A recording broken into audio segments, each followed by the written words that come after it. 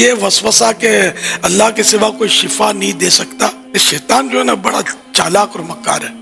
Doctor شفا دیتا ہے، ڈاکٹر صاحب ٹھیک کر دو، فلاں ڈاکٹر نے ایسی دوا دی میرا بچہ ٹھیک ہو گیا. بھائی کیسے ٹھیک ہوا تمہارا بچہ؟ وہ اس ڈاکٹر کے علاج سے. یہ بولنے دیتا ہے. جہاں اللہ والوں کی بات آتی ہے وہاں لگام کھینچتا ہے. بعض لوگ اس کے چکر میں پھنس جاتے ہیں. تو اس لیے یہ قرآنی آیتیں موجود ہیں. شفا تو اللہ ہی دیتا ہے، اس میں کوئی شک نہیں ہے.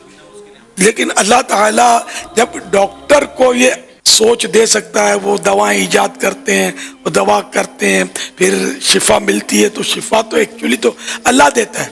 لیکن یہ کہ ڈاکٹر کو یہ صلاحیت بخشی گئی کہ وہ علاج کر لیتا ہے. اسی طرح مطلب ہے کہ اللہ کے نبیوں کو بھی ڈاکٹر سے زیادہ پاورز ملے ہیں، اولیاء کرام کو زیادہ پاورز ملتے ہیں، مگر وہ اللہ پاک کی عطا سے. تو اس لیے وہ بالکل اس طرح کے وہم میں آنا نہیں چاہیے. کوئی وہم میں ڈالے تو اس سے بحث بھی نہیں کرنی چاہیے. اپنے بس ذہن بنا لیں کہ جو قرآن و حدیث میں ہے وہ حق ہے، اور جو علماء اہل سنت فرماتے ہیں وہ درست ہے. بس اب کسی اور چکر میں آپ نے پڑھنا نہیں، ورنہ شیطان ایمان نکال لے گا، پتہ نہیں چلے گا. Wake up to reality. تو اگر خدا ایک سے زیادہ ہے یا نبی بھی مدد کر سکتے ہیں، فار ایگزامپل نبی کو بھی اللہ نے اختیارات، ہم تو کہتے ہیں نبی کو اللہ نے اسباب سے ہٹ کے اختیارات دیے ہی نہیں ہے، لہذا ہم تو ہر چیز اللہ سے. شادی کرا دے اے اللہ تو کرا سکتا ہے، بچے دے دے اے اللہ تو دلوا سکتا ہے، اور بزنس دے دے اے اللہ تو دے سکتا ہے. کبھی ہم نے اس نبی سے دعا نہیں مانگی، حالانکہ ہمیں عشق کی حد تک پیغمبر صلی اللہ علیہ وسلم سے محبت ہے، اور جب تک ایسی محبت نہ ہو آپ کا ایمان ہے نہیں. ہم نبی کی قبر کی زیارت کو بہت بڑی سعادت سمجھتے ہیں، وہاں صلاۃ والسلام پڑھنا، وہاں بیٹھنا مسجد نبی میں، یہ بہت بڑی سعادت ہے. سب نبی کی محبت میں ہے. لیکن اسی نبی نے ہم سے کہا ہے، اسی نبی نے بتایا ہے کہ اگر اللہ کے در کو چھوڑ کر مجھ سے مانگا تو مشرک پر اللہ نے جنت کو حرام کر دیا ہے. اسی نبی کی کہنے کی وجہ سے ہم توحید پرست ہیں. میں سمجھا پا رہا ہوں کہ نہیں سمجھا پا رہا اپنی بات؟ تو ہم تو ہمارا اب تو کلیئر معاملہ ہے نا. جو توحید پرست ہے اس کا معاملہ 2 اور 2 4 کی طرح بالکل کیا ہے بھائی، ہر چیز اللہ سے ہی مانگنی ہے، ہر چیز میں سب کچھ آ گیا. مشرک بیچارہ ٹینشن میں رہتا ہے. کبھی اس کو کہتے ہیں یہ والا جو چیز داتا دربار پہ جاؤ، اولاد وہاں سے ملے گی، وہ یہ چڑھاوے چڑھاؤ وہاں سے اولاد ملے گی. شادی نہیں ہو رہی تو اس کے لیے وہ فلاں پیر صاحب ہیں وہاں سے اولاد ملے گی. اور سر پہ بال نہیں اگرے تو اس کے لیے فلاں ہے، بزرگ ہیں فلاں ہیں، یا وہ بھگوان ہے، یا وہ 10 قسم کی چیزیں ان کے پاس. ان کو پتہ ہی نہیں کہ کون سی چیز اللہ سے مانگنی ہے اور کون سی کسی اور سے. میں تبھی مشرکین سے ایک سوال پوچھتا ہوں کہ اگر اللہ نے اپنے علاوہ بھی مخلوق کو، چاہے وہ پیغمبر ہوں، ان کو اختیارات دیے تو سارے دیے ہیں یا تھوڑے دیے ہیں؟ سارے دیے ہیں تو پھر ساری زندگی اللہ کے علاوہ انہی سے مانگتے رہو، پھر اللہ سے مانگنے کی ضرورت کیا ہے؟ دیے اس لیے ہے نا کہ ان سے مانگو، ورنہ دینے کا فائدہ کیا؟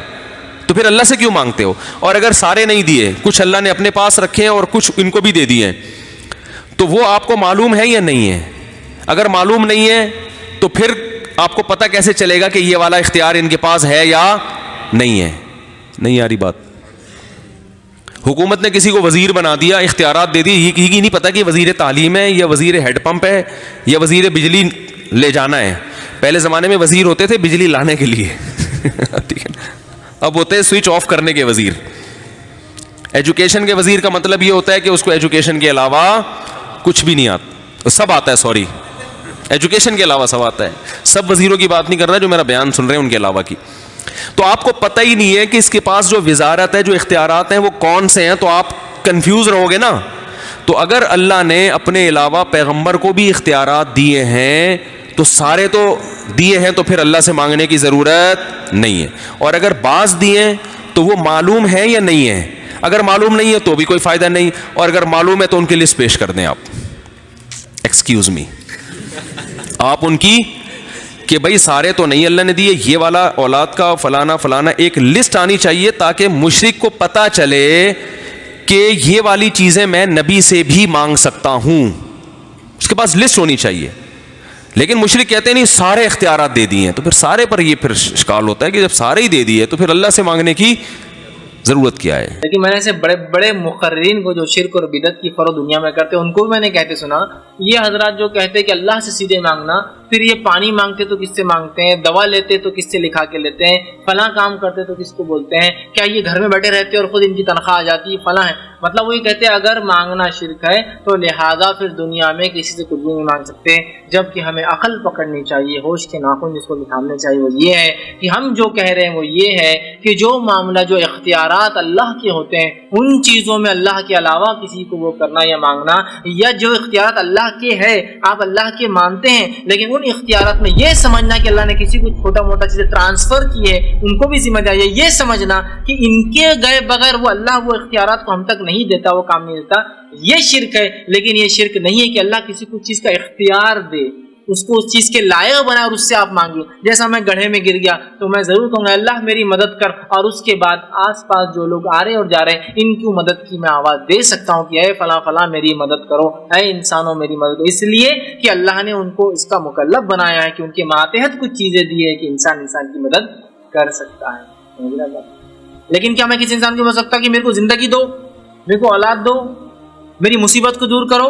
یہ اختیار سے باہر کی بات ہے. تو میں نے بہت سارے, یہ تو چھوٹا بچہ جس نے آپ سے کیا, بڑے بڑے مقررین کو سنا ہے, اس سے کیا ہوتا عام عام, ارے سبحان اللہ ماشاء اللہ کیا بات کہی آپ نے, زبردست دلیل ہے. پھر تو یہ انہوں نے وہابیوں نے یہ نہیں مانگنا چاہیے, وہ نہیں مانگنا چاہیے, کسی سے یہ بھی نہیں بولنا کہ میرے کو فلاں دو, شرک کھانا دو, شرک, بیوی کو بولے تم نے شرک کر دیے, فلاں کرو. پھر وہ ایسا کرتے ہیں لوگ, ارے صحیح بات بولے ملا نے, ملا کو سب پتا ہے, ملا گھما رہا ہے اس کے سامنے والے, اور اس کو پتا ہے کہ وہ کیا بول رہا ہے, لیکن ابھی گھما رہا ہے چونکہ اس کو اپنی روٹی روزی چالو رکھنا ہے. تو لہٰذا میرے بھائی وہ چیزیں جو اختیار کے اندر انسانوں کو اللہ نے دی اس میں مدد کے لیے پکارنا کوئی حرج نہیں ہے, اور وہ چیز جو اختیار کے باہر ہے اس میں پکارنا, جیسا کہ اے بابا فلاں دیجیے, اے بابا مصیبت کو دور دے, یا فلاں میری مدد کر اللہ کو چھوڑ کر, یا فلاں مجھے اولاد دے, یا فلاں مجھے زندگی دے, یا فلاں یہ کر, یہ شرک ہوتا ہے. سمجھ رہے ہیں؟ لہٰذا ان کو آپ سمجھائیے کہ شرک یہ نہیں ہے جو چیز اللہ نے کسی کی ماتحت دی اس سے مانگنے میں, یہ شرک نہیں ہے. لیکن شرک یہ ہے کہ جو اختیار کے باہر معاملہ ہے اس میں آپ اللہ کو چھوڑ کر کسی اور کو شامل کریں یا چھوڑ کر کسی اور کو پکاریں, یہ شرک ہے.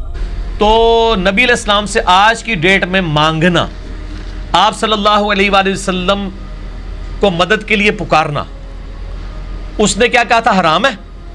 ڈاکٹر ذاکر نائک نے. میں کہتا ہوں یہ نبی علیہ السلام کی گستاخی ہے. اصل میں اس کو الفاظ کا چناؤ نہیں آتا.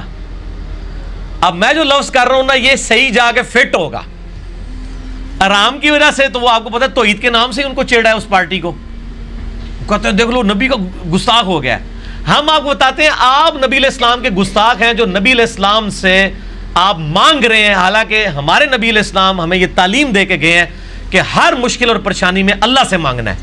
آپ نبی علیہ السلام سے مانگ کر رسول اللہ کے بہت بڑے گستاخ بن رہے ہیں کیونکہ آپ کی تعلیمات کے خلاف ہے.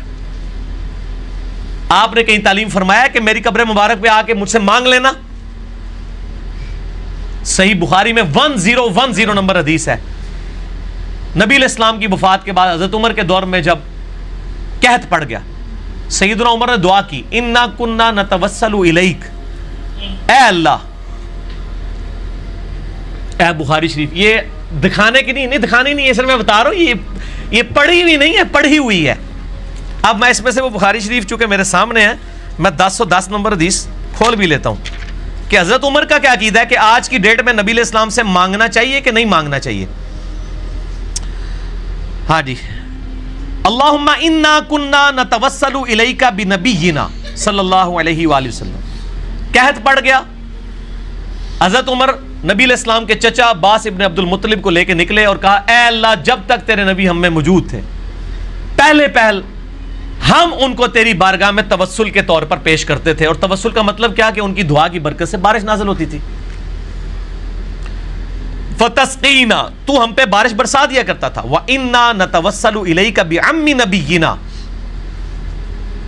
آج اب ہم نبی صلی اللہ علیہ وآلہ وسلم کے چچا کو توسل کے طور پر لے کے آئے ہیں. حضرت عباس کو ساتھ لے کے گئے تھے. فسقنا, پس ہم پہ بارش نازل فرما. قال, حضرت انس ابن مالک کہتے ہیں فیسقون, تو ان کے اوپر بارش نازل ہو جایا کرتی تھی. حضرت عمر کو پتہ کیا چاہیے تھا, وہ یہ کہتے کہ اے اللہ جب تک تیرے نبی ہم میں موجود تھے ہم ان کو لاتے تھے, اب ہم نبی علیہ السلام کی قبر مبارک پہ آئے ہیں. یا رسول اللہ صلی اللہ علیہ وآلہ وسلم جب تک آپ قبر مبارک سے باہر تھے آپ ہمارے لیے دعا کرتے تھے, اب ہم آپ کو قبر پہ پکارتے ہیں, آپ اللہ کے حضور ہمارے لیے دعا کریں. تاکہ اللہ تعالیٰ ہم پہ بارش نازل فرمائے. یہ جو فارمولہ آج ایک خاص پارٹی نے، ایک فرقے نے اپنی پبلک کو سکھایا ہوا ہے، حضرت عمر کو یہ فارمولہ نہیں آتا تھا.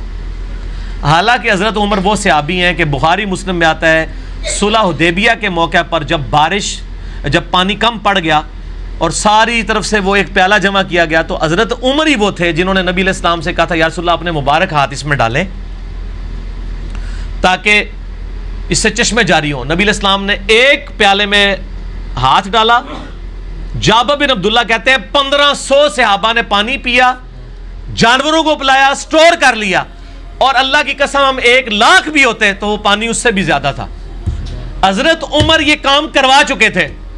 تو میرا خیال ہے سب سے بیسٹ پرسنالٹی تھی حضرت عمر کہ وہ ایک پیالہ اٹھاتے، قبر رسول پہ جاتے اور کہتے یا رسول اللہ اپنا ہاتھ مبارک باہر نکالیں، اس پیالے میں رکھ دیں، امت کو سیراب کر دیں. یہ لا کے جعلی روایتیں مصنف ابن ابی شیبہ سے، ایک بدو آ گیا، عرابی آ گیا، اس میں عامش مدلس عن سے روایت کر رہا ہے. وہ جعلی روایتیں ایک دور کی کتابوں سے پیش کر رہے ہیں. اور خلیفہ راشد کا عمل صحیح بخاری کے اندر موجود ہے جو پوری امت کو عقیدہ بتا رہا ہے، وہ لیتے ہی نہیں ہے. ہمارا عقیدہ حضرت عمر والا ہے. ان کو تو وسوسہ بھی نہیں آیا کہ میں جا کے قبر مبارک پہ کہوں یا رسول اللہ میں نے تو، یاد ہوگا آپ کو، میں نے صلح حدیبیہ کے موقع پہ بھی آپ سے یہ چشمے جاری کروائے تھے، آپ مہربانی فرمائیں. لیکن نہیں، آپ ذرا دیکھ لیں وہ فضائل اعمال کے اندر بھی تبلیغی جماعت کی کتاب اور فضان سنت دعوت اسلامی کی کتاب بریلوی دیوبندی دونوں نے اپنی کتاب میں لکھا ہے کہ حضور کی وفات کے 550 سال بعد شیخ احمد رفاعی نے آگے قبر رسول پہ شعر پڑھے تو نبی علیہ السلام نے قبر مبارک سے ہاتھ باہر نکال دیا. کتنا بڑا جھوٹ ہے. اما عائشہ کے لیے تو ہاتھ نہیں نکلا، سیدہ فاطمہ کے لیے تو ہاتھ نہیں نکلا جب اما عائشہ جمل کے لیے گئی ہیں. بعد میں جو شرمندہ ہوئی اس وقت نبی علیہ السلام روک لیتے. یہ سب جھوٹ فیبریکیٹڈ واقعات ہیں. بالکل آج کی ڈیٹ میں نبی علیہ السلام کیا کسی بھی فرشتے سے، کسی بھی مرے ہوئے بندے سے، چاہے وہ کوئی نبی ہو، فرشتہ ہو، فرشتے کو خیر بیچ میں سائڈ کر دیں، کوئی جن ہو، کوئی بزرگ ہو، اس سے مانگنا گستاخی ہے نبی علیہ السلام کی شان میں، کیونکہ نبی علیہ السلام نے یہ تعلیم نہیں فرمایا. خدا جس نے کی جستجو مل گیا اس کا تو سب کا تو